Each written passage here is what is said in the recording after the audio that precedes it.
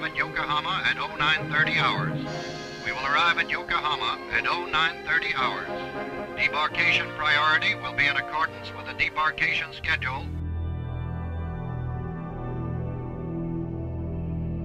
General Douglas MacArthur arrived at Atsugi Naval Aerodrome near Yokohama on August 30th, 1945. As he emerged from his aircraft, he paused at the top of the steps, stuck one hand in his hip pockets, tightened his jaws around his corncob pipe, and surveyed the conquered lands.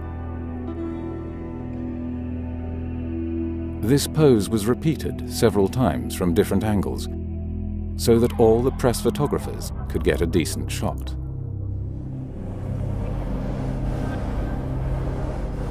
Democracy was to be instilled in the Japanese people, as though they had never heard of it. Are problems in the brain inside of the Japanese head. These brains, like our brains, can do good things or bad things, all depending on the kind of ideas that are put inside.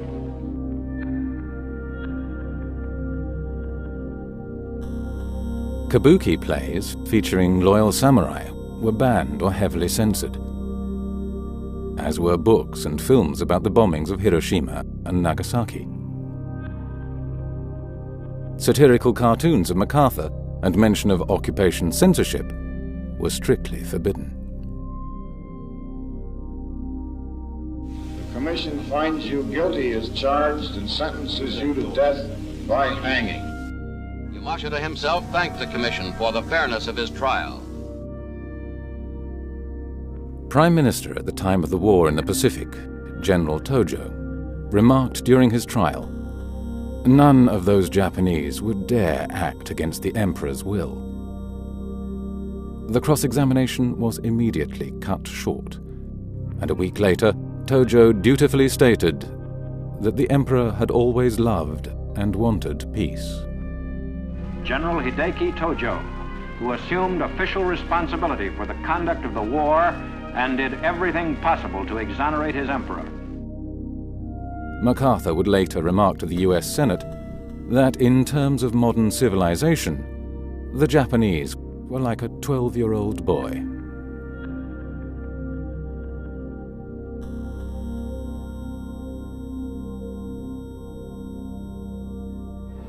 You are interested in the unknown, the mysterious, the unexplainable. That is why you are here. When the war was over, bank loan books had deteriorated.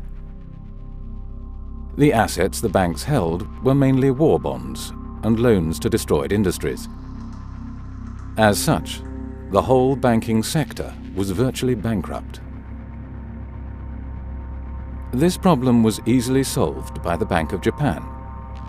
All it had to do was buy the banking sector's bad papers with newly created reserves, giving them good money for assets, which were often worthless. The first two post-war central bank governors were nominated by the US occupation. Eikichi Araki was appointed the first post-war governor of the Bank of Japan. But soon after taking up this post, he was indicted by war crimes prosecutors and had to resign. Then, in 1951, after a general amnesty on suspected war criminals filling public offices, he was made ambassador to the United States. On returning from his post as ambassador in 1954, Araki was again made governor of the central bank.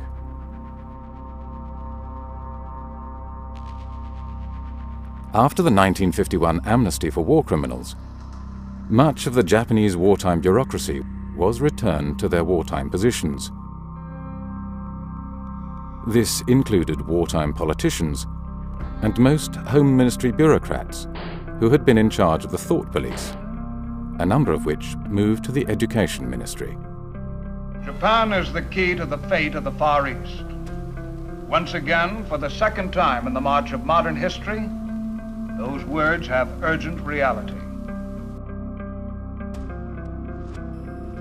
In order to avert the kind of rural unrest that was helping the communists in China, the Americans initiated the redistribution of land from big landowners to their tenants. The capitalist elite in Japan, known as the Zaibatsu, were purged as supporters of a criminal war and prohibited from further business activity. Basically, the fascist policies of the 30s that the reform fascist bureaucrats could not implement during the war even. Yes. The US occupation managed to complete, like the land reform and right. The Zaibatsu policy. Yeah, it's a very funny encounter of Japanese wartime fascists and American New Dealers.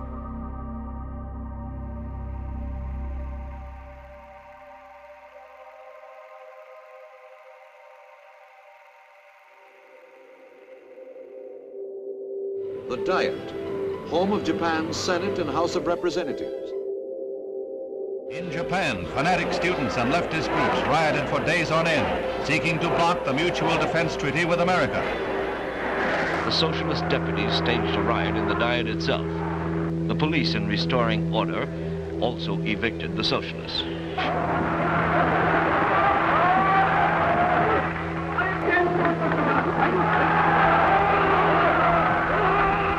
The speaker was carried to the platform and called to order the session that approved the treaty.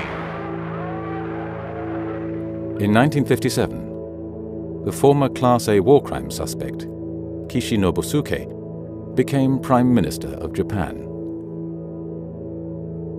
He had been General Tojo's Minister of Commerce and Industry during the war, where his responsibilities had ranged from munitions to slave labor.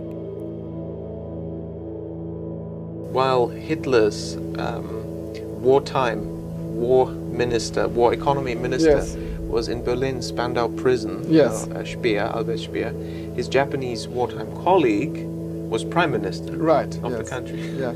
Although Kishi became a defender of democracy after the war, before and during the war, he had described himself as a national socialist. With money from crime syndicates, industrial corporations and CIA slush funds, Kishi built the Liberal Democratic Party into a powerful political machine. In Japan, many of the most important post-war economic and political leaders came from an elite group of wartime bureaucrats, the very same people who had pushed Japan into the war. The Liberal Democratic Party stayed in power for almost 40 years.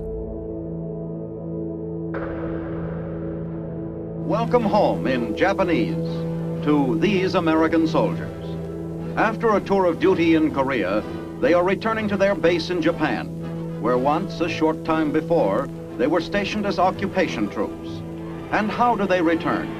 How are they received by the people whose land they occupy? Not as overlords, not as antagonists, not as men who are distrusted and feared and resented, but as friends.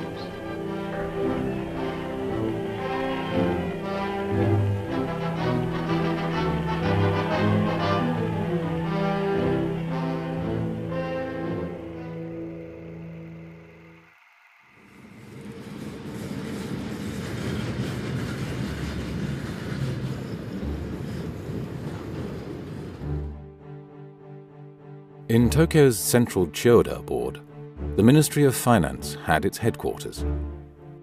From here, the ministry controlled most aspects of economic life in Japan.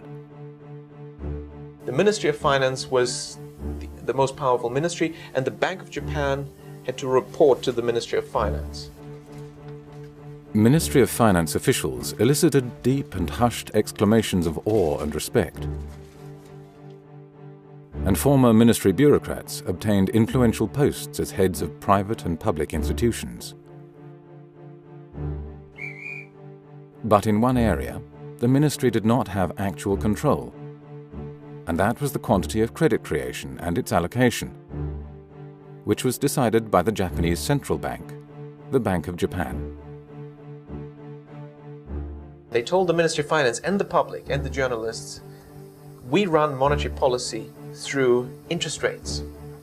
And they let the Ministry of Finance rein in their interest rate policies.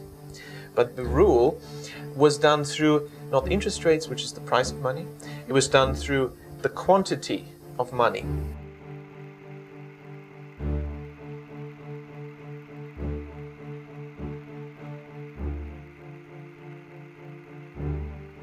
It worked this way. It's called window guidance. The Bank of Japan just told the banks how much they were going to lend, they will have to lend in the coming quarter, and which sector of the economy to lend to.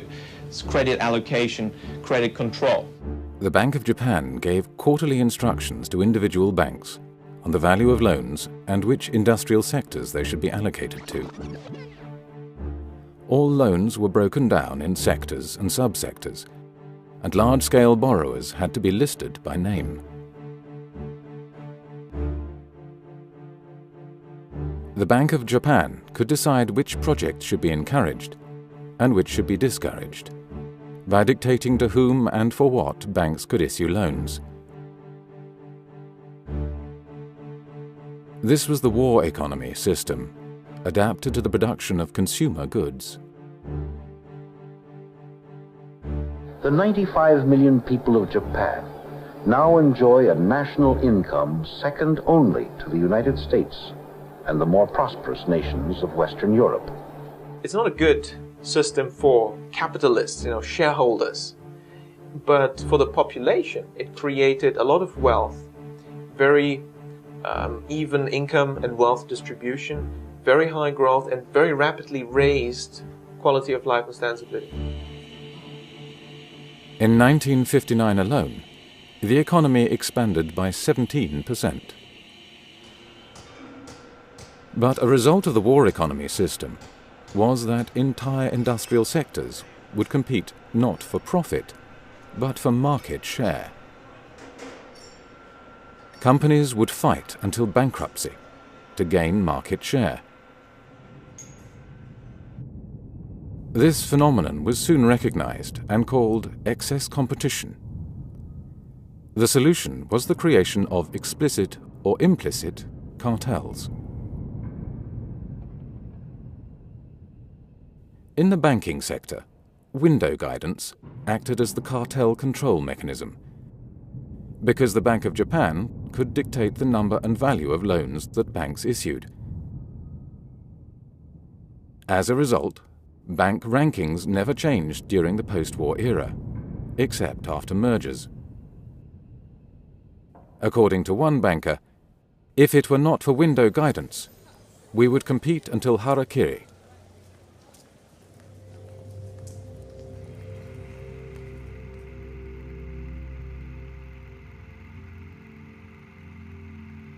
The U.S. current account deficit surges to its highest level in 9 years. The size of the increase took many economists by surprise.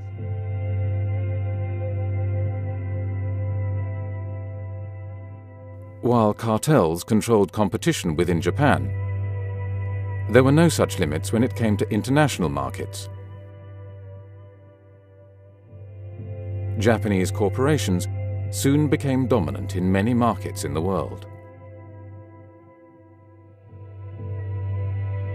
In America, formal congressional hearings were held under the title Japanese Productivity Lessons for America. Leading economic theories indicate that only free markets can lead to success. But Japan rose within decades to become the second largest economy in the world, without relying only on the invisible hand of free markets. Japan's post-war economy was a fully mobilized war economy, with production shifted from weapons to consumer goods.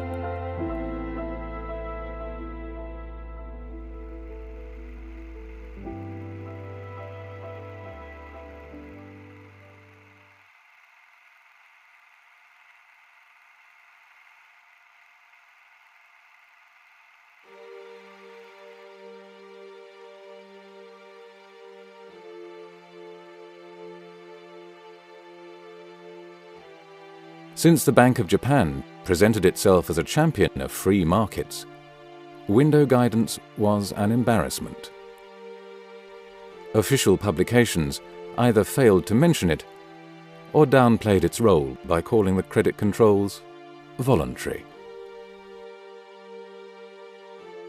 Whenever the Ministry of Finance would inquire about the Bank of Japan's credit creation and allocation policy, Bank of Japan staff would engage in complex discussions, full of technical jargon, to make the process appear impenetrable to non-experts.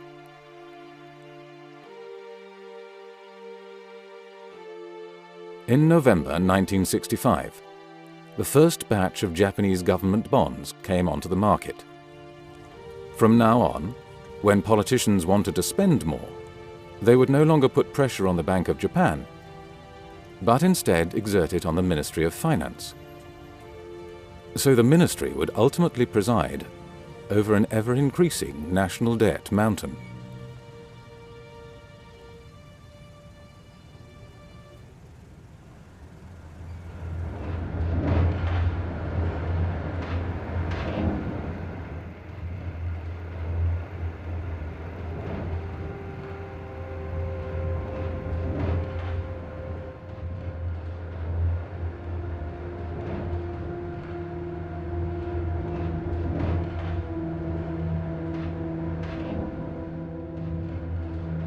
The 1980s was an era of financial deregulation in the industrialized world.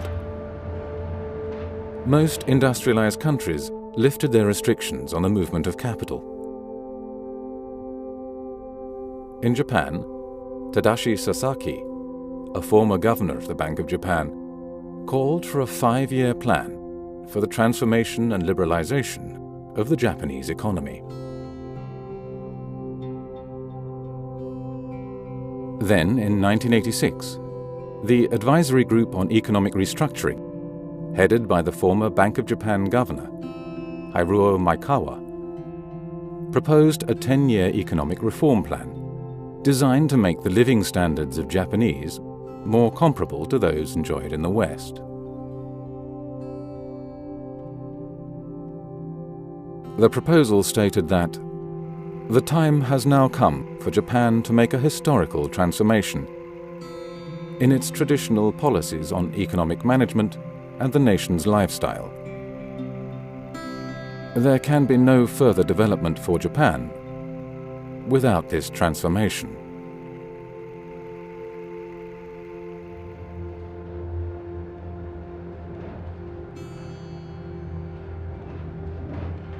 The report read like a wish list by US trade negotiators. It started with calls for administrative reform and the abolition of bureaucratic powers. The goal was the transformation of the entire body politic, the abolition of the war economy system, and the introduction of a US-style free market economy. Those members of the advisory group who uttered dissent were relieved of their duties. Reports in the press were highly critical. Observers recognized the radical nature of the plan. It seemed far too ambitious. It was calling for a wholesale revolution of all parts of the Japanese economic, political, and social system.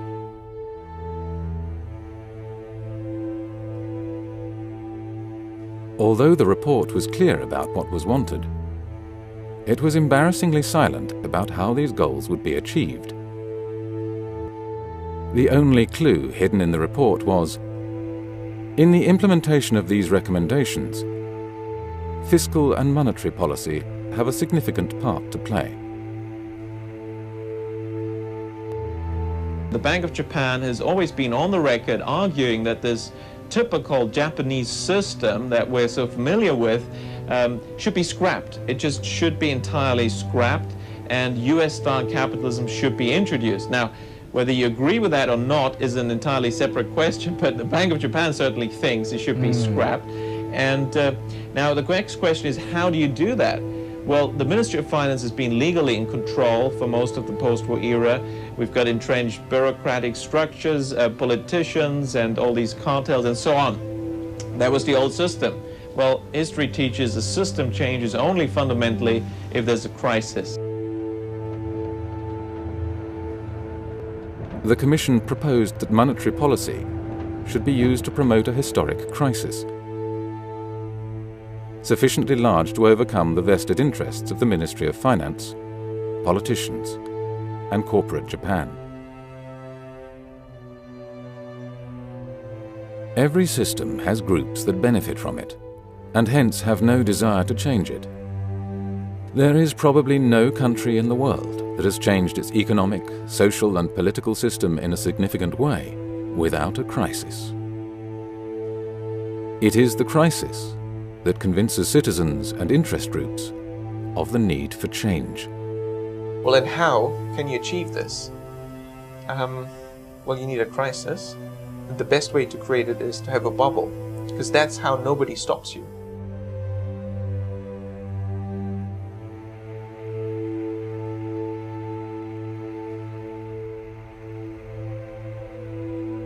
The Bank of Japan began to significantly increase window guidance loan quotas. Average yearly loan growth quotas were close to 15% in the late 1980s. One city banker would later remark, "During the bubble, we wanted a certain amount of loan increases, but the Bank of Japan wanted us to use more." 当時は20代とか30代でそんなに年収300万ぐらいでも銀行がお金を貸してくれる、どんどん貸してくれるっていうそういう時だったから、すごい若いのにマンション2個も3個も持ってる人とかいっぱいいた。The credit boom caused not only a boom in real estate, but also in the stock market. Between 1985 and 1989, stocks rose 240%, and land prices 245%. By the end of the 80s, the value of the garden surrounding the Imperial Palace in central Tokyo was worth as much as the entire state of California.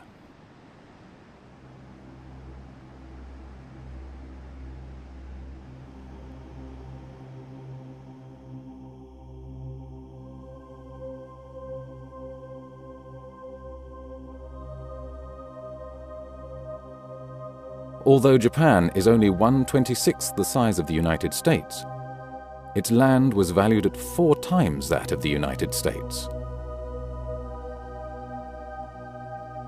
The market value of a single one of Tokyo's 23 districts, the central Chiyoda ward, exceeded the value of the whole of Canada.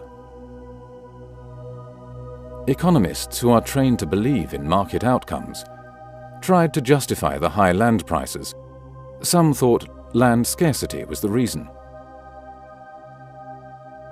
Shiny new corporate headquarters rose in Tokyo's posh business districts. The labor market boomed so much that there was a genuine fear of a serious labor shortage. Companies started to invite final-year university students on expensive trips to holiday resorts to entice them to sign up.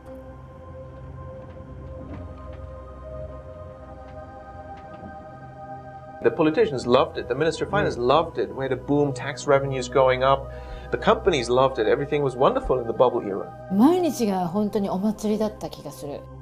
女子は飲みに行っても全部おごりだし、で帰りは必ずタクシー券をもらえたし、で電車で帰るなんて誰もしなかった。みんなが飲み会に行って、で上司からタクシー券をもらって帰るっていう。With asset and stock prices rising inexorably, even traditional manufacturers could not resist the temptation to try their hand at playing the markets. Soon they expanded their finance and treasury divisions to handle the speculation themselves. These company hedge funds, known as Zytec, used borrowed money to engage in property and share speculation. The frenzy reached such proportions that many leading manufacturers, such as the car maker Nissan, made more money through speculative investments than through manufacturing cars. Literally thousands of articles were written on the new Japanese miracle economy. A common explanation by economists was that high and rising productivity explained the impressive performance of Japan's economy.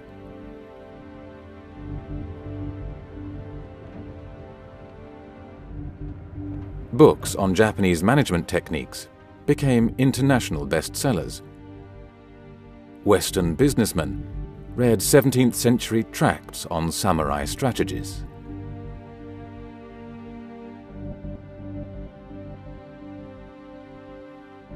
In reality, Japan's stellar performance in the 1980s had little to do with management techniques.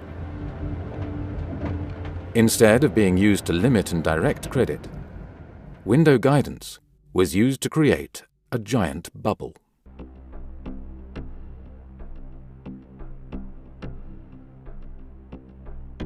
I conducted research actually interviewing Bank of Japan officers and bankers, both sides, on on tape. The result was the Bank of Japan did continue its informal guidance. In fact, it was the Bank of Japan that forced the banks to increase their lending so much.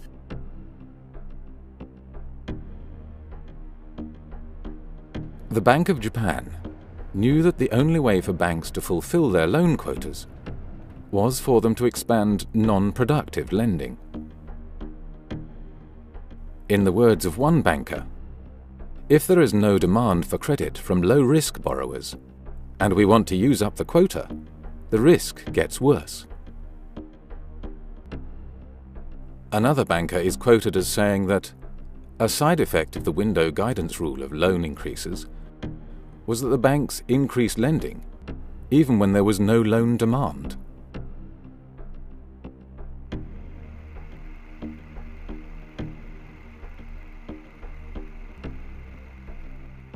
Like all bubbles, the Japanese bubble was simply fueled by the rapid creation of new money by the banking system.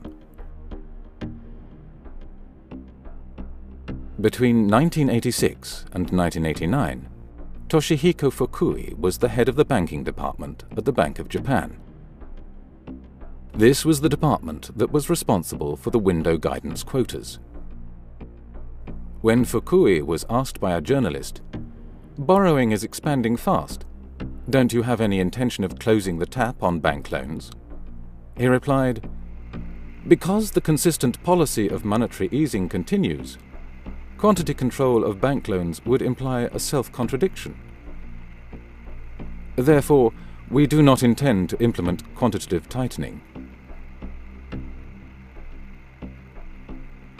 With structural adjustment of the economy going on for quite a long period, the international imbalances are being addressed. The monetary policy supports this. Thus, we have the responsibility to continue the monetary easing policy as long as possible. Therefore, it is natural for bank loans to expand. Why were the banks lending so much? Well, they were lending so much because they were forced to do so by the orders of the Bank of Japan.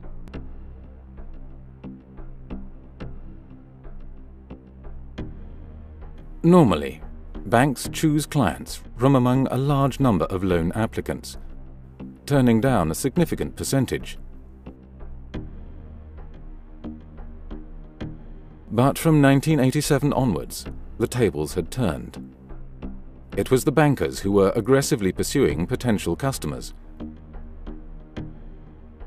Anecdotes abound about how the banks were soliciting loans at bargain interest rates, pursuing clients like street peddlers. とにかく本当に銀行がすごくお金を借りてくださいっていう感じだったから、例えば結婚するからマンションを買うで、自分たちの予算組みをした時にそれの1000万ぐらい上乗せして大丈夫って、それでも返せるから。Bankers made increasingly exaggerated assessments of land value, so that the actual ratio of land value to loan often jumped to 300% or more. To the public, this was a strange phenomenon. People soon dubbed it excess money. Only economists, analysts, and those working in the financial markets or for real estate firms knew better. They dismissed such simplistic analysis. Land prices were going up due to far more complicated reasons than just excess money, they claimed. Ordinary people simply did not understand the intricacies of advanced financial technology.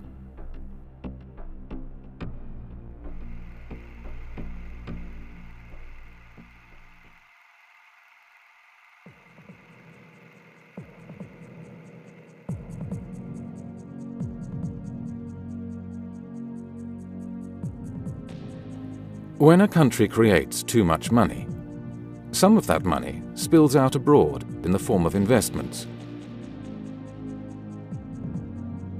In the 1980s, Japanese capital flows multiplied from a net inflow of more than $2 billion in 1980 to an outflow of $132 billion in 1986. Assets, including art objects and other valuables all over the world, became targets for Japanese buyers.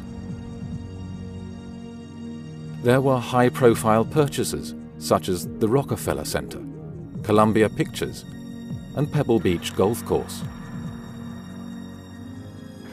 Japanese money bought a staggering 75% of all United States Treasury bonds auctioned off in 1986.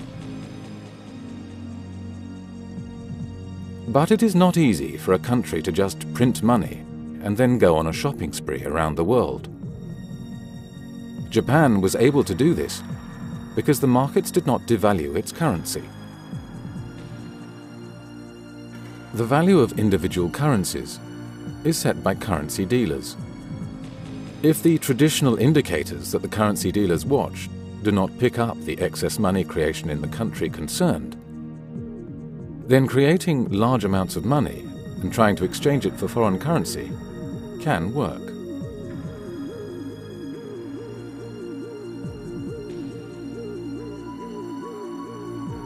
Japan had pulled off the same trick that the United States had used in the 1950s and 1960s, when US banks excessively created dollars. Corporate America used this hot money to buy up European corporations, while the United States had the cover of the dollar gold standard. Japan's cover was a significant trade surplus.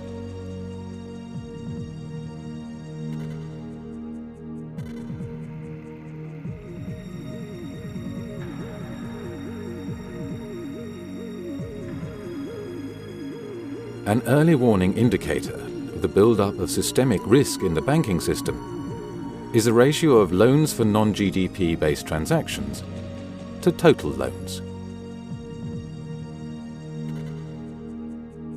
This ratio increases significantly in most countries that are subsequently struck by a banking crisis.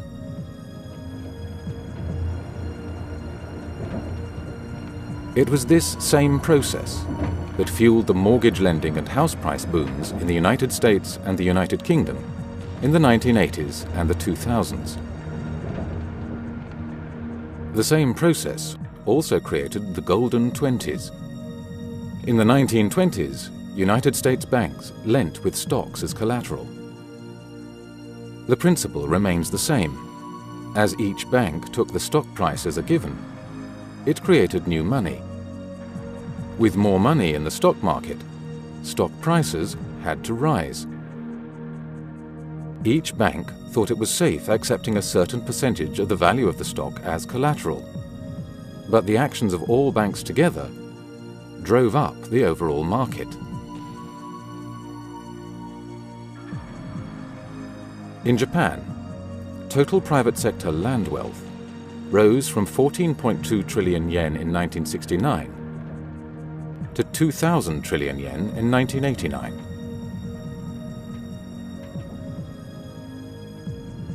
At his first press conference as the 26th governor of the Bank of Japan in 1989, Yasushi Mieno said that since the previous policy of monetary easing had caused the land price rise problems, real estate-related lending would now be restricted. He looked around, looked at the bubble, asset prices rising, the gap between rich and poor is getting bigger. Let's stop it. His name was Mr. Mieno, and he was a hero in the press because he fought against this silly monetary policy. Well, the fact was, he was deputy governor during the bubble era, and he was in charge of creating the bubble.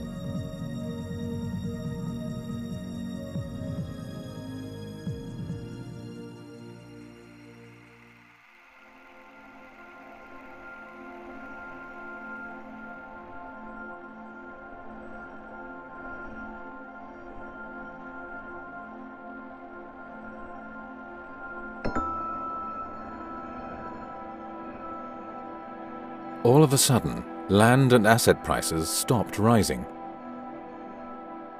In 1990 alone, the stock market dropped by 32%. Then, in July 1991, window guidance was abolished. This took the window guidance officers at the Bank of Japan themselves by surprise. Bankers were left almost helpless. They complained that they did not know how to make their lending plans anymore.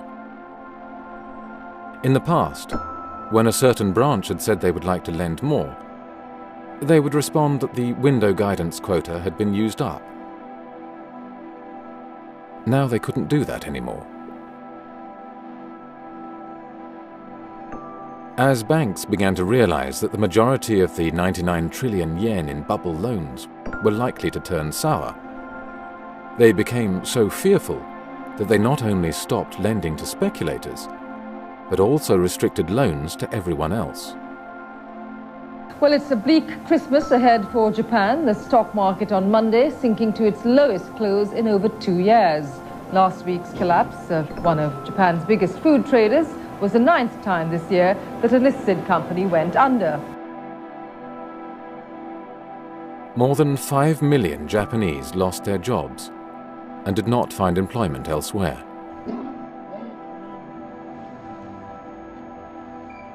Suicide became the leading cause of death for men between the ages of 20 and 44.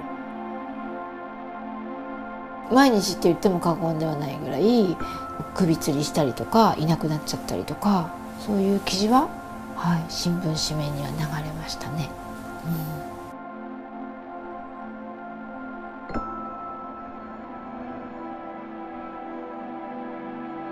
Between 1990 and 2003, 212,000 companies went bankrupt. In the same period, the stock market dropped by 80%. Land prices in the major cities fell by up to 84%. Some economists seemed relieved. The downturn was evidence that Japan's economic system was not so successful after all. Meanwhile, the governor of the Bank of Japan, Yasushi Mieno, said that, thanks to this recession, everyone is becoming conscious of the need to implement economic transformation.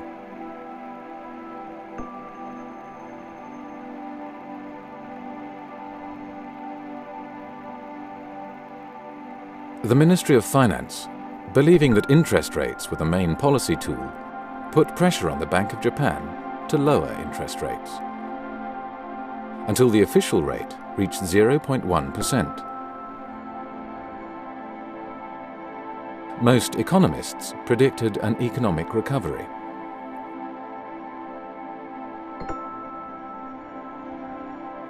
But despite frequent assertions in the financial press and by central banks that lower interest rates will stimulate growth and higher interest rates will slow growth, there is no empirical evidence for this relationship.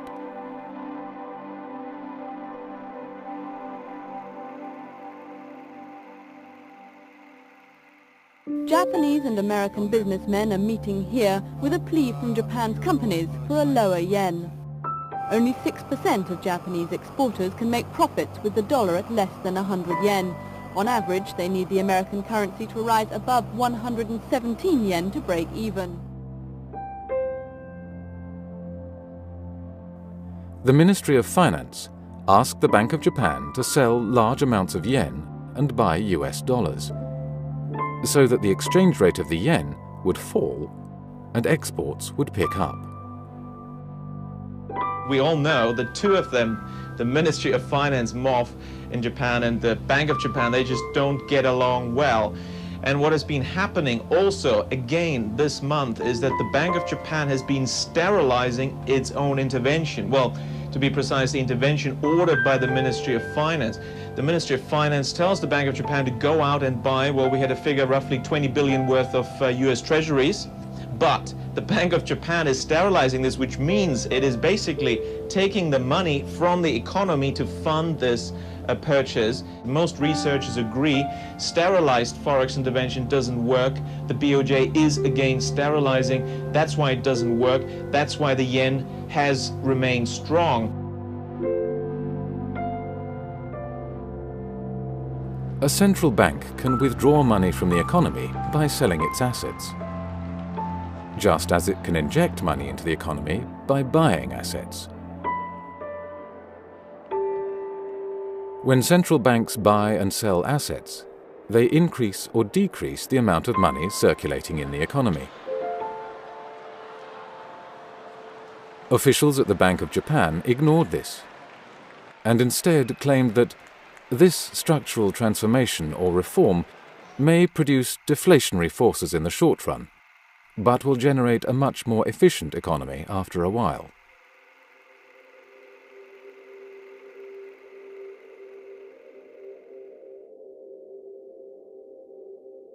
Independent observers suggested that domestic demand had to be boosted by government spending, and then loan demand would also rise. For a decade, the government followed their advice, boosting government debt to historic levels. Between 1992 and 2002, 10 stimulation packages worth 146 trillion yen were issued.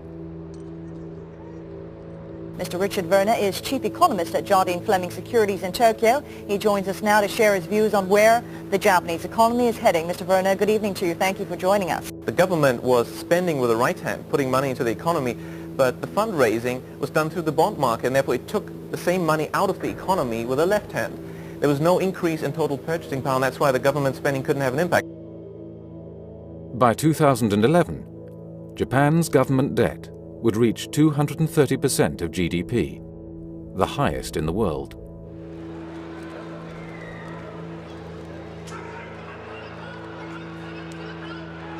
The Ministry of Finance was running out of options. Observers began to blame the ministry for the recession and started to listen to the voices that argued that the recession was due to Japan's economic system. But how difficult would it have been to solve the problems of bad debt in the banking sector and deflation? It turns out that this would not have been so difficult after all. The financial system always looks like catch-22. There's no loan growth, so there's no economic growth, so there's no loan growth, so there's no economic growth. Well, there is one thing that can break through this circular argument. That's the central bank. The job of the central bank in this situation is to print money.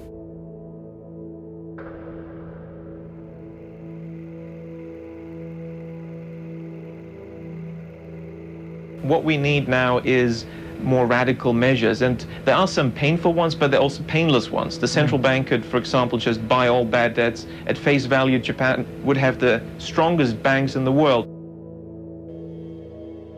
To bail out the banking sector, a central bank can buy up the bank's bad financial assets with newly created money, giving them face value for assets, which are often worth significantly less. This is what the Bank of Japan did after the war. Alternatively, money could be transferred to the banks by helping them make sizable profits. One way this can be achieved is for the central bank to corner a market, in effect, creating a mini-bubble in a certain market in which banks invest heavily, providing large profits for them. This turns out to be a relatively common technique by central banks to help their banking systems.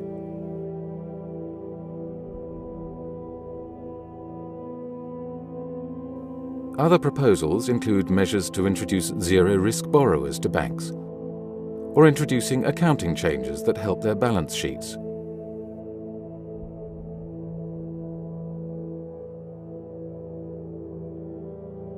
In Japan, the authorities and the Bank of Japan argued, as did the Western powers almost 2 decades later, that the taxpayer should foot the bill. In March last year, as you may remember, the government injected a large amount of money into some 15 major Japanese financial institutions, and we were one of them. Yeah. That helped us write off bad debts and also to beef up our capital base so that we would be prepared to lend. Tax money has been used to recapitalize banks. However, there is no evidence that taxpayers have been responsible for the bank's problems. Therefore, such policies have likely created a moral hazard.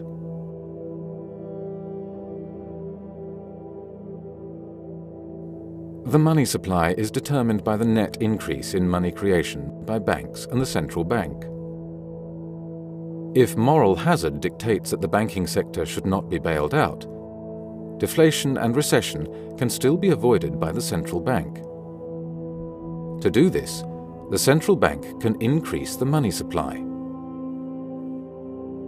A central bank can increase the amount of money in an economy at any time, without limit, by simply buying assets from the private sector and paying with newly created credit. The Bank of Japan could, for instance, have bought real estate and converted it into public parks. And there is an opportunity here to solve 3 problems in one stroke. The economy needs money creation, the banks need to get rid of their bad debt, and the real estate sector needs some transactions. Well, what you can do is just have the central bank print money, buy the land from the banks, turn it into parks, and actually you solve another problem, quality of life in Japan. Even if the Bank of Japan had later sold these parks at a fraction of the cost, it would still have made money, because it costs a central bank nothing to create the money in the first place. Another option for injecting money into the economy is quantitative easing. Despite having all these options available, the Bank of Japan, at every stage, refused to implement policies that would have resolved the crises. When I was at the Bank of Japan 92-93 as a visiting researcher, I was convinced that this recession was going to get really bad. So any Bank of Japan guy who I could get to talk to me, I would ask, well, why aren't you printing more money? I noticed they were not printing enough money. And I met one guy who was quite open about that. He said, Richard, yeah, sure, we could have printed more money, we could have created a recovery. But then nothing would have changed. Japan's economic structure would not have changed. Now, at that time, I still wasn't ready to believe that the Bank of Japan was seriously prolonging the recession on purpose in order to get structural changes. That just seemed a bit too wild. Finance Minister Masajiro Shiokawa has turned to the Bank of Japan, asking it to help stop deflation or fight deflation at least. The Bank of Japan consistently defied calls by the government, finance minister and prime minister to create more money to stimulate the economy and end the long recession. At times, the Bank of Japan even actively reduced the amount of money circulating in the economy, which worsened the recession.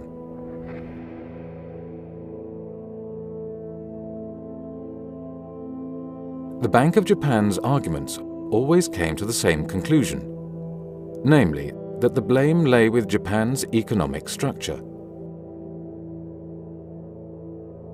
Central bank staff even argued that significant monetary easing could cause harm by inducing a further delay in the progress of structural adjustment.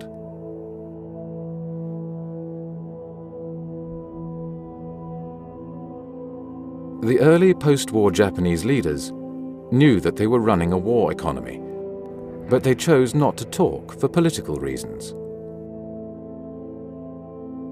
The Cold War propaganda message was that post-war Japan had adopted a US-style political and economic system. Unwilling to tell the truth, the early post-war leaders took their intimate knowledge about the origins of Japan's miracle economy with them to their grave. A generation of bureaucrats and politicians reigned in the 1980s and 1990s who did not understand the true character and purpose of their own country's economy. A whole generation of Japan's economists had been sent to the United States to receive PhDs and MBAs in US-style economics. Since neoclassical economics assumes that there is only one type of economic system, namely unmitigated free markets, where shareholders and central bankers rule supreme, many Japanese economists quickly came to regurgitate the arguments of US economists.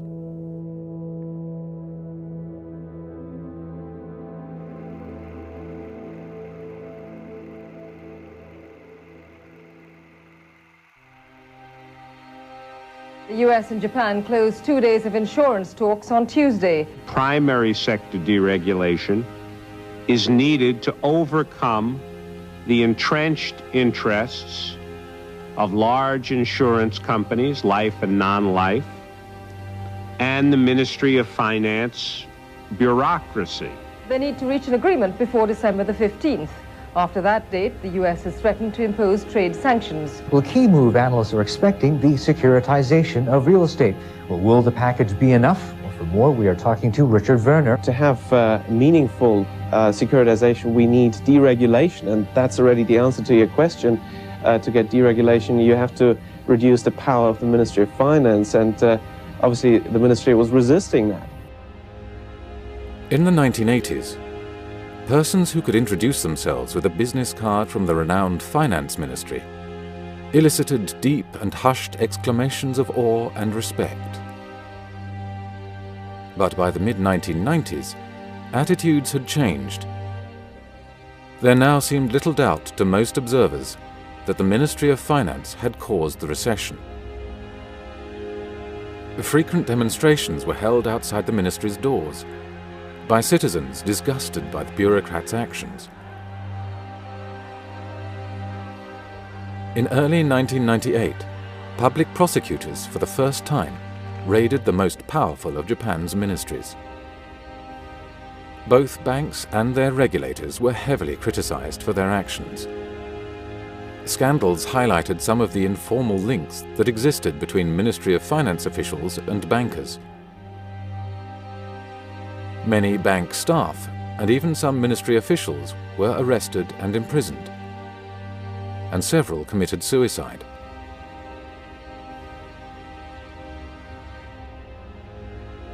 As central banker Masaki Shirakawa had explained, it is not easy to change the institutional framework and promote structural reform, since it necessarily involves the vested interests of all the related individual economic agents. While Yutaka Yamaguchi, a deputy governor of the Bank of Japan, had said that The Bank of Japan had faced the big dilemma that monetary easing would produce the mitigation of immediate risks, which in turn would result in a delaying of adopting ultimate solutions.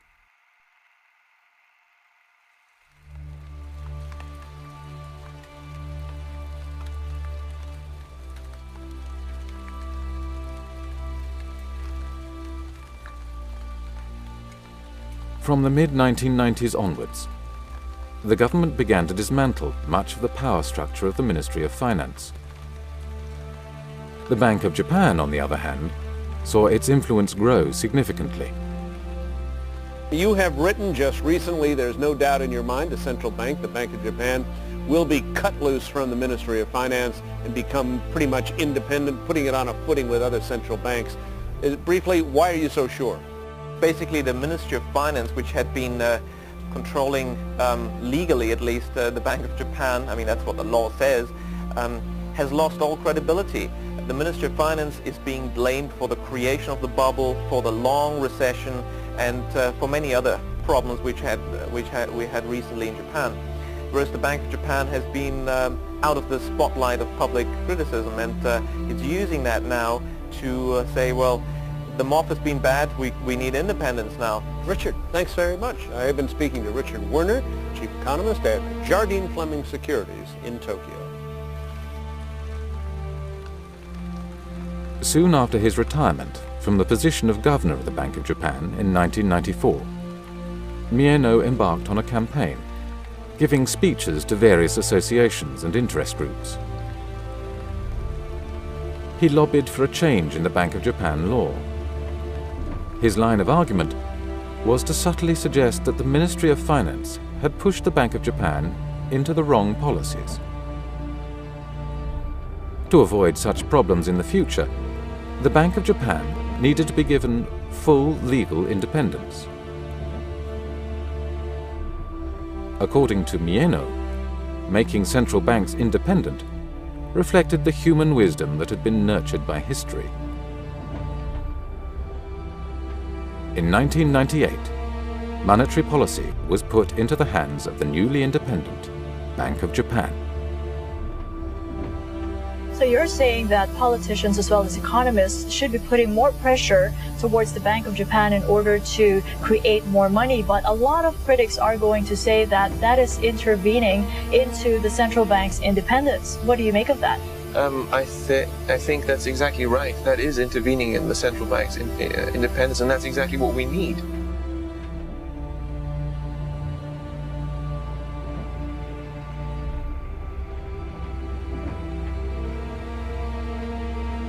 The numerous scandals that followed the bursting of the bubble also brought down the 1955 system of one-party rule by the Liberal Democratic Party. In the old system, politicians did not compete by proposing different policies. Policy was made by the bureaucrats, and politicians merely focused on appeasing local constituencies with public works projects. In October 1997, for the first time in post-war history, all policy initiatives to stimulate the economy originated from politicians, not bureaucrats. Then, in early 2001, a new type of politician was swept to power. Japanese government bonds staged their biggest rally this month as Junichiro Koizumi emerged as the hot favorite to become the country's next prime minister. Junichiro Koizumi became prime minister. In terms of his popularity and his policies, he is often compared to Margaret Thatcher and Ronald Reagan. His message was simple: no recovery without structural reform.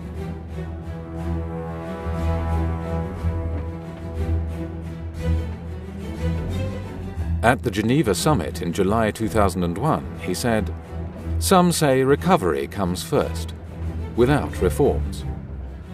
But if the economy recovers, the will to reform will disappear. Therefore, after the elections, I will continue with the plan of no growth without structural reform." During 2001, the message of no economic growth without structural reform had been broadcast on an almost daily basis on the nation's TV screens. 先週開かれた G7 でも先月の日米首脳会談でも外国から要求されるのは日本の構造改革。確かにお隣韓国では経済危機のどん底で財閥解体などに取り組み、今や経済は急回復だが、韓国よりはるかに巨大で影響の大きい経済大国日本の構造改革はまだこれからだ。 Now everyone believes we need structural changes. We need to scrap Japanese-style capitalism to get a recovery. Why? It seems we tried all the policies. It seems we've tried everything. Nothing works. So the system itself, the Japanese-style economic system, must be to blame. So we better get rid of it.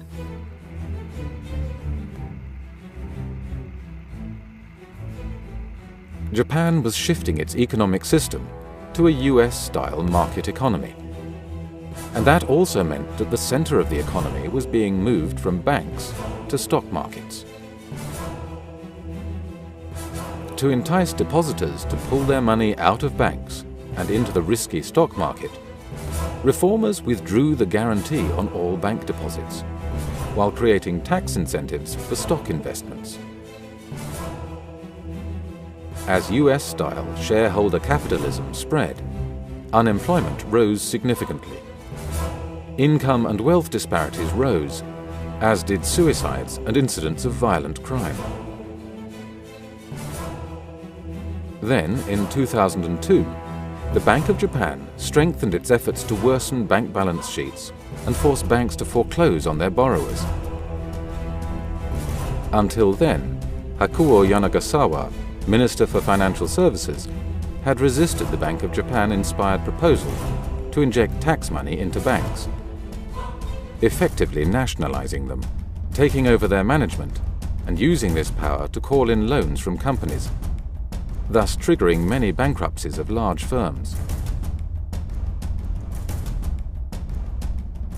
Mr. Yanagasawa was duly sacked by the Prime Minister and replaced with Heizo Takenaka. Takenaka was a supporter of the Bank of Japan's plan to increase foreclosures of borrowers. Minister Takenaka was trying to implement a policy to actually dramatically weaken the balance sheets of the banks in order to give him a free hand and allow him to nationalize them. Takenaka appointed a task force to oversee the banking policies, which included 2 former Bank of Japan staff. One of them, Takeshi Kimura, immediately demanded that accounting changes be implemented which would worsen bank balance sheets and render nationalization unavoidable. Takuro Morinaga, a well-known economist in Tokyo, argued forcefully that the Bank of Japan-inspired proposal by Takenaka would not have many indigenous beneficiaries, but instead would mainly benefit US vulture funds specializing in the purchase of distressed assets. These vulture funds had faced the difficulty that despite over 200,000 bankruptcies, few firms sufficiently large for the vulture funds to be interested were bankrupted.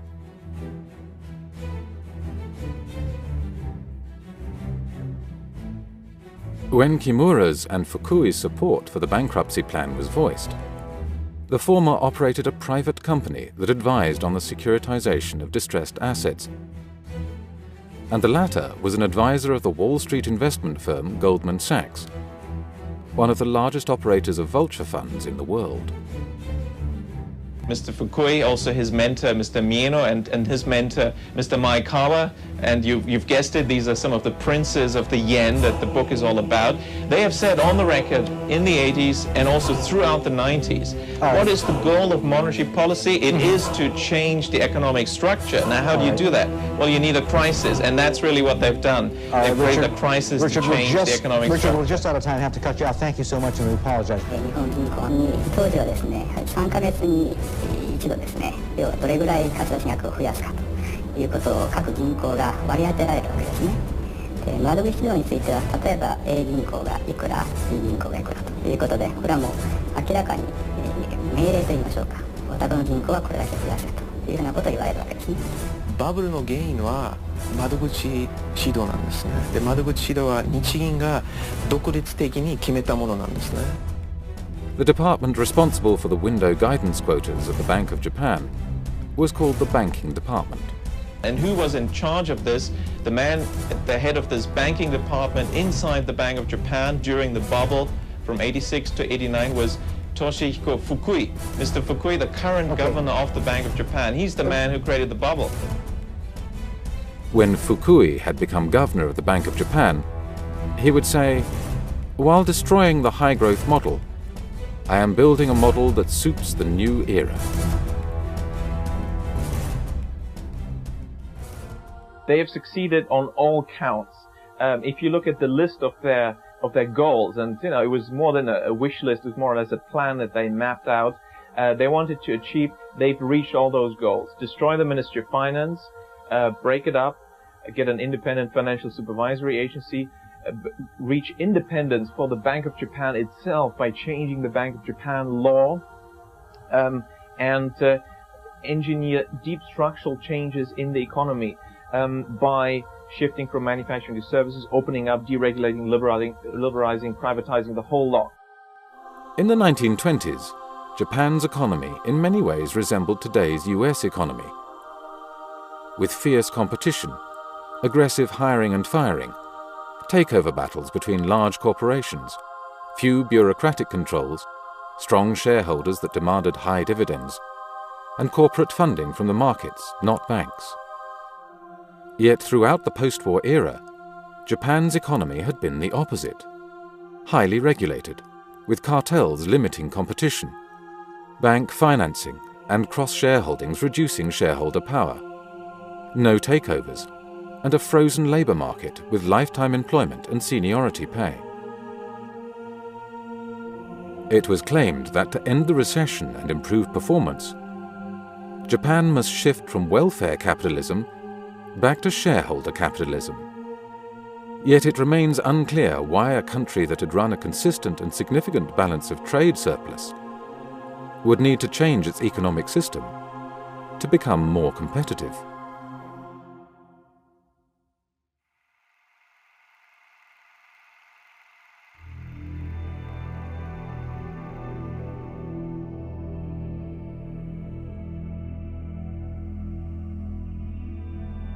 Japan was not the only high-performance economy in Asia that in the 1990s found itself in the deepest recession since the Great Depression.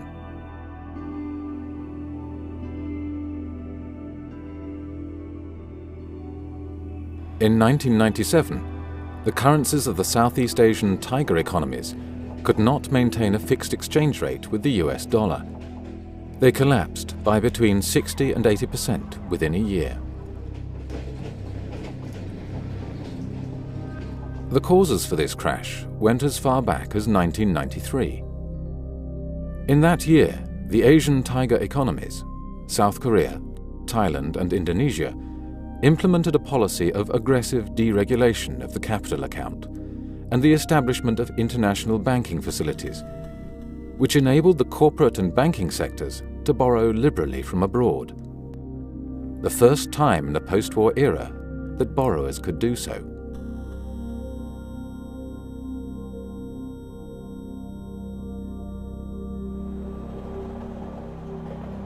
In reality, there was no need for the Asian tiger economies to borrow money from abroad. All the money necessary for domestic investment could be created at home. Indeed, the pressure to liberalize capital flows came from outside. Since the early 1990s, the IMF, the World Trade Organization, and the US Treasury had been lobbying these countries to allow domestic firms to borrow from abroad. They argued that neoclassical economics had proven that free markets and free capital movement increased economic growth. Once the capital accounts had been deregulated, the central banks set about creating irresistible incentives for domestic firms to borrow from abroad, by making it more expensive to borrow in their own domestic currencies than it was to borrow in US dollars. Domestic local interest rates were higher than the US dollar interest rate. Okay, and the exchange rate was virtually fixed. It was the government and the central bank that said, we will maintain the exchange rate.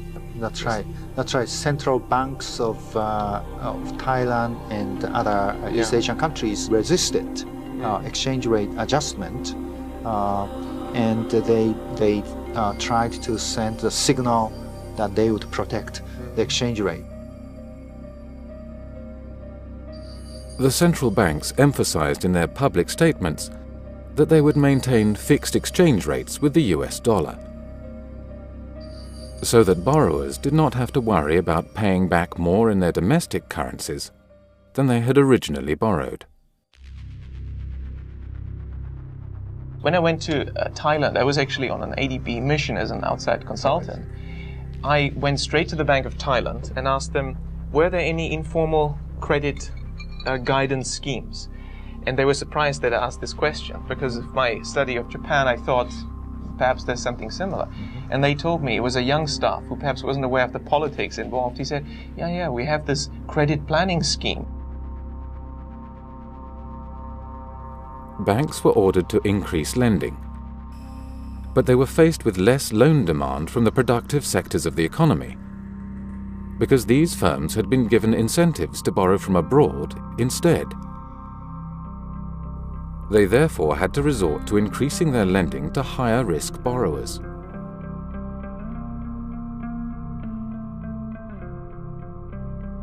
Imports began to shrink, because the central banks had agreed to peg their currencies to the US dollar. The economies became less competitive, but their current account balance was maintained due to the foreign-issued loans, which count as exports in the balance of payment statistics.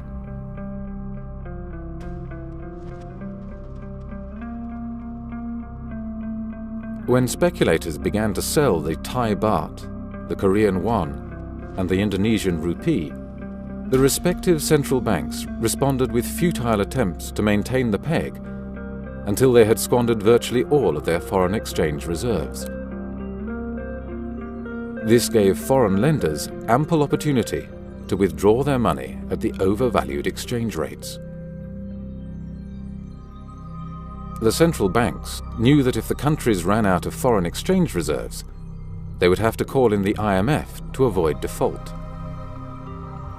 And once the IMF came in, the central banks knew what this Washington-based institution would demand, for its demands in such cases had been the same for the previous 3 decades. The central banks would be made independent. On the 16th of July, the Thai finance minister took a plane to Tokyo to ask Japan for a bailout.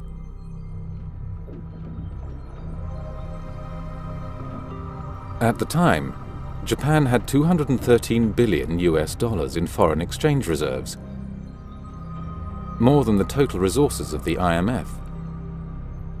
They were willing to help, but Washington stopped Japan's initiative. Any solution to the emerging Asian crisis had to come from Washington via the IMF.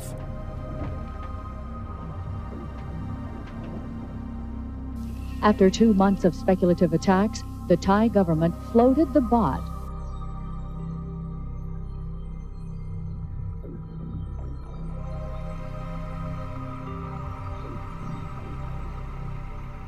Well, the International Monetary Fund to date has promised almost $120 billion to the embattled economies of Thailand, Indonesia, and South Korea. Immediately after arrival in the crisis-stricken countries, the IMF teams set up offices inside the central banks, from where they dictated what amounted to terms of surrender. The IMF demanded a string of policies, including curbs on central bank and bank credit creation, major legal changes, and sharp rises in interest rates. As interest rates rose, high-risk borrowers began to default on their loans. Burdened with large amounts of bad debts, the banking systems of Thailand, Korea, and Indonesia were virtually bankrupt. Even otherwise healthy firms started to suffer from the widening credit crunch. Corporate bankruptcies soared. Unemployment rose to the highest level since the 1930s.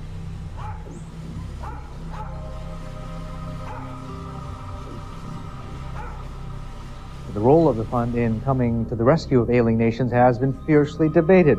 Some have even accused the IMF of actually making Asia's economic crisis worse. Even if they have to subvert our economy, they will do so just to prove that they are right. The IMF has not been very helpful. The IMF knew well what the consequences of its policies would be. In the Korean case, they even had detailed but undisclosed studies prepared that had calculated just how many Korean companies would go bankrupt if interest rates were to rise by 5 percentage points. The IMF's first agreement with Korea demanded a rise of exactly 5 percentage points in interest rates. The IMF policies are clearly not aimed at creating economic recoveries in the Asian countries. They pursue quite a different agenda, and that is to change the economic, social, and political systems in those countries. In fact, the IMF deals prevent the countries concerned, like Korea, Thailand, to reflate. Interesting. You're saying it's making the crisis worse, and you're suggesting that the IMF has a hidden agenda. Well, I mean, it's not very hidden, this agenda, because the IMF quite clearly demands that the Asian countries concerned have to change the laws so that foreign interests can buy anything from banks to land. And in fact, the banking systems can only be recapitalized, according to the IMF deals, by using foreign money, which is not necessary at all, because as long as these countries have central banks, they could just print money and recapitalize the banking systems. You don't need foreign money for that. So the agenda is clearly to crack open Asia for foreign interests. The IMF demanded that troubled banks would not be bailed out, but instead closed down and sold off cheaply as distressed assets, often to large US investment banks. One positive coming out of Thailand is that they'll be auctioning off some major assets from 56 finance companies. In your view, should some of the owners from the 56 finance companies be allowed to buy back their assets? In most cases, the IMF dictated letters of intent explicitly stated that the banks had to be sold to foreign investors. And let me emphasize in that respect that these reform programs are the key, the absolute key, to restoring financial stability. For the first time ever, South Korea closed 5 banks in a major step toward meeting its IMF mandate.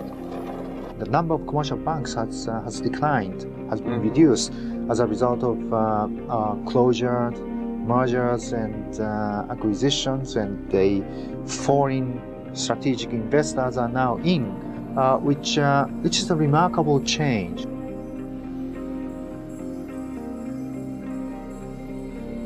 In Asia, government-organized bailouts to keep ailing financial institutions alive were not allowed. But when a similar crisis struck back home in America a year later, the very same institutions reacted differently.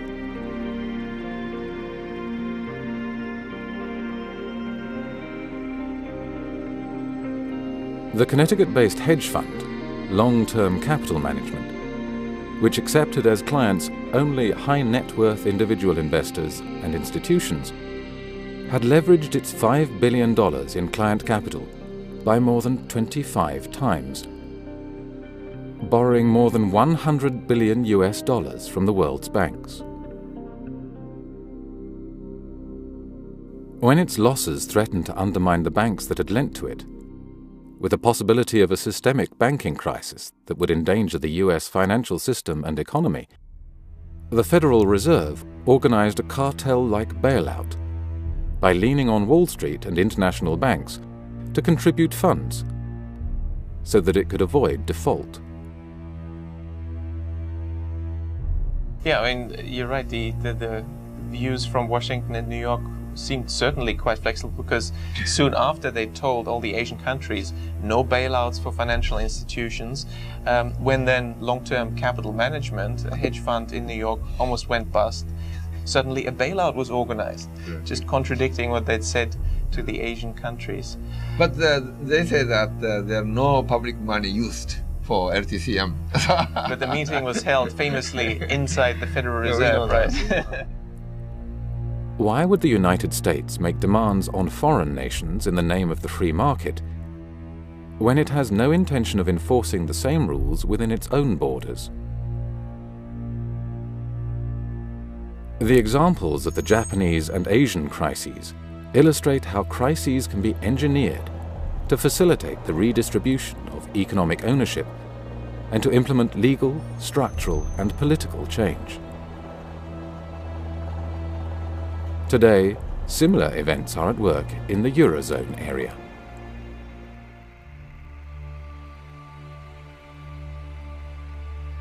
Countries within the euro currency bloc have forfeited their right to a national currency and handed this power to the European Central Bank. With me here in the studio is Richard Werner. He's the professor at Southampton University. Richard was an advisor to the Bank of Japan and the Ministry of Finance at the end of the bubble era in the 1990s. What's your advice to the ECB? They meet tomorrow. What would you be telling them? Well, again, I mean, they have to focus on the quantity of credit creation more than interest rates. The ECB has a lot to learn from its past mistakes, because basically I think it didn't really watch carefully enough credit creation, where in Spain, Ireland, we had a massive credit expansion under the watch of the ECB. They didn't look at that. Interest rates, of course, are the same in the Eurozone, but the quantity of credit cycle is very different. There's one interest rate for the whole euro area, but in 2002 the ECB told the Bundesbank to reduce its credit creation by the biggest amount in its history, and told the Irish Central Bank to print as much money as if there's no tomorrow. What do you expect is going to happen? Same interest rate. Is the same growth? No. Recession in Germany, boom in Ireland. Which one tells you that? Which variable? Credit creation. From 2004, under the ECB's watch, bank credit growth in Ireland, Greece, Portugal and Spain increased by over 20% per annum, and property prices skyrocketed. When bank credit fell, property prices collapsed, developers went bankrupt, and the banking systems of Ireland, Portugal, Spain and Greece became insolvent. The ECB could have prevented these bubbles, just as it could have ended the ensuing banking and economic crises, but it refused to do so until major political concessions had been made, such as the transfer of fiscal and budgeting powers from each sovereign state to the European Union. In both Spain and Greece, youth unemployment has been pushed up to 50%, forcing many youths to seek employment abroad. Greek doctors, for whose education Greek taxpayers have paid, now work in Germany. The deliberations of the ECB's decision-making bodies are secret. The mere attempt at influencing the ECB, for instance through democratic debate and discussion, is forbidden according to the Maastricht Treaty. The ECB is an international organization that is above and outside the laws and jurisdictions of any individual nation. Its senior staff carry diplomatic passports, and the files and documents inside the European Central Bank cannot be searched or impounded by any police force or public prosecutor. The ECB is well known among economists as one of the world's most powerful and least transparent central banks. Yet its former president, Jean-Claude Trichet, dealt with this problem by merely asserting that there was no problem. The ECB is one of the most transparent central banks in the world and has helped define the state-of-the-art of central banking in this domain, he claimed. The gentleman over there. Yes, please. My name is Richard Werner. I'm an economist. My question is for Monsieur Trichet, who's also been for years member of the Governing Council of the ECB. The question is, where in the Maastricht Treaty or ECB statutes does it say that it's the job of the ECB to back structural reform or any other political agenda? I said very, very clearly, and we have all said very, very clearly, that we had no responsibility in this domain. We have a voice, and we say in this domain and in some others what we think. And perhaps if we can help in explaining from our side to the general people that they would be better off, perhaps it would help Europe embarking in this implementation of structural reforms, which is so important, and there is a consensus on that. The diagnosis, again, is a very, very, very large consensus on this point.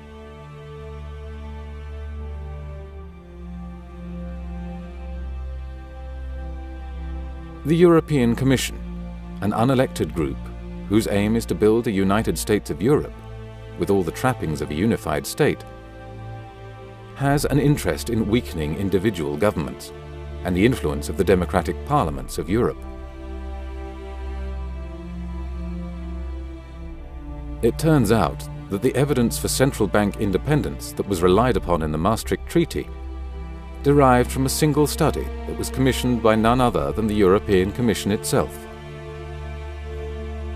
Published in 1992 under the name One Market, One Money, the study purported to demonstrate that central bank independence led to low inflation.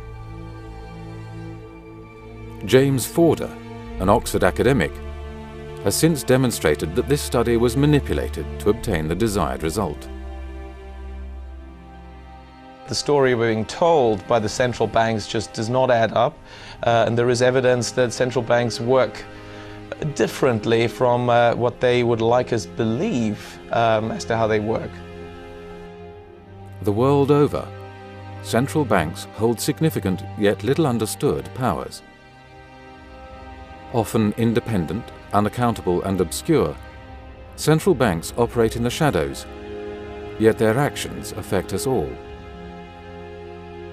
Central banks in almost all countries worldwide, and the IMF has helped a lot in achieving this, they've become totally independent and in practice not accountable to any democratic institution, and accountability to parliaments is usually minor and in practice meaningless. Whether it is the Bank of Japan, the Federal Reserve, the Bank of England or the European Central Bank, examples of central bank deception abound. In the United States in the 1920s, banks were encouraged to create money and give it to speculators. The resulting depression persuaded the freedom-loving Americans that a decentralized federal system without strong national controls could not work. In the 1990s, the Japanese were persuaded that their economic system, which had brought considerable prosperity and equality, needed to be changed into a so-called free market system. And while Japan's transformation was not yet complete, the central bankers struck again with an IMF-led raid on the Asian tiger economies.